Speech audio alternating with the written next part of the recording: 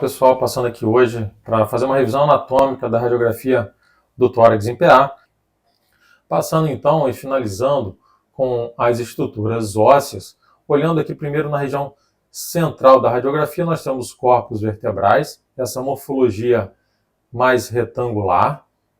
Na região central dos corpos vertebrais, a gente visualiza essas imagens em formato de lágrima, que são os processos espinhosos.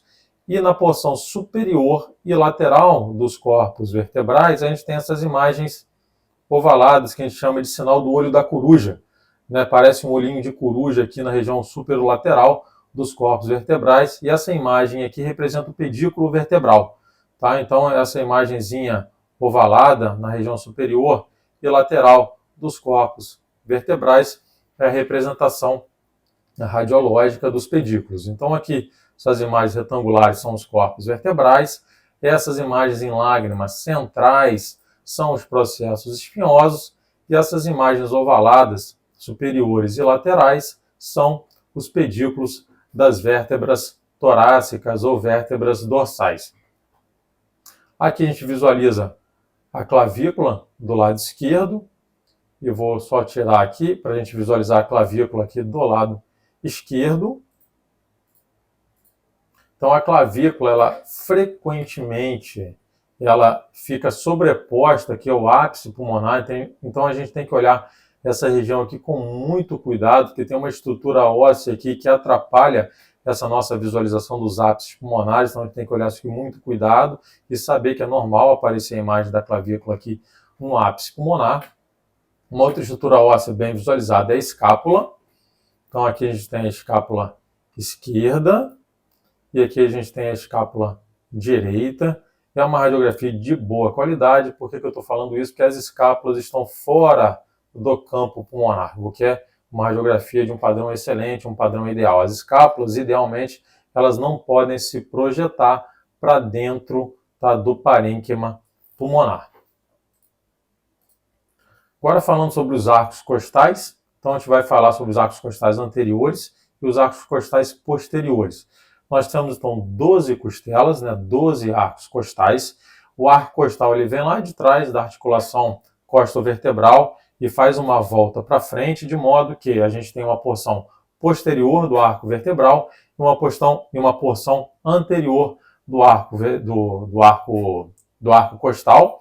E aí a gente consegue visualizar muito bem qual que é a porção anterior do arco costal e qual que é a porção posterior desse arco costal. Então vamos começar visualizando os arcos costais anteriores. Eles têm essa distribuição aqui, eles são obliquados em direção ao mediastino.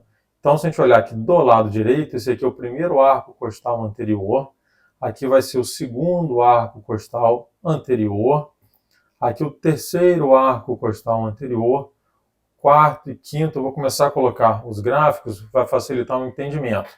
Então aqui, o primeiro arco costal anterior, aqui o segundo, aqui o terceiro arco costal anterior, aqui o quarto arco costal anterior, aqui o quinto, o sexto, o sétimo e o oitavo.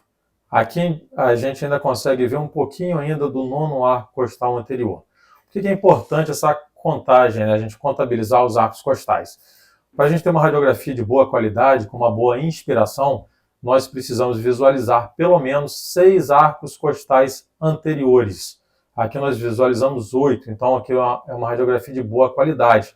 Por que isso é importante? Se for uma radiografia expirada, o diafragma vai subir, e essa radiografia em expiração, ela pode simular uma alteração patológica, por exemplo, de um paciente com insuficiência cardíaca, porque a área cardíaca vai aumentar, o volume torácico vai diminuir, começam a aparecer algumas opacidades reticulares relacionadas à telectasia, e que pode simular uma opacidade reticular de um edema intersticial. Então, por isso que é sempre importante a gente avaliar se a radiografia está bem inspirada antes da interpretação da radiografia de tórax. Então, nós precisamos visualizar pelo menos 6 arcos costais anteriores.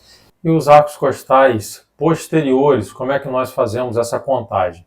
Então, os arcos costais posteriores, O primeiro é mais difícil de ver, que o primeiro arco costal posterior ele é curto e tem uma certa sobreposição com o segundo. Então, o primeiro arco costal posterior, o segundo, o terceiro, o quarto. Vou começar a desenhar e vai ficar mais fácil para vocês acompanharem. O primeiro, então, o arco costal posterior está aqui. O segundo está aqui. O terceiro, o quarto, o quinto, sexto, daqui para baixo já começa a ficar mais fácil, sétimo, oitavo, nono, décimo, 11º, e a gente visualiza aqui o 12º. Para critério de boa inspiração, ou seja, o paciente encheu bem o peito de ar, como eu já falei anteriormente, nós precisamos visualizar pelo menos 6 arcos costais anteriores, e se vocês optarem por contar os arcos costais posteriores, são pelo menos 10. Então, pelo menos 6 arcos costais anteriores e pelo menos 10 arcos costais posteriores acima da hemicúpula frênica. Então, aqui a gente tem 10 e metade ainda do 11º, então uma radiografia de boa qualidade. Então, eu queria agradecer quem me acompanhou aqui até o final e fiquem à vontade em curtir, comentar, compartilhar. Obrigado.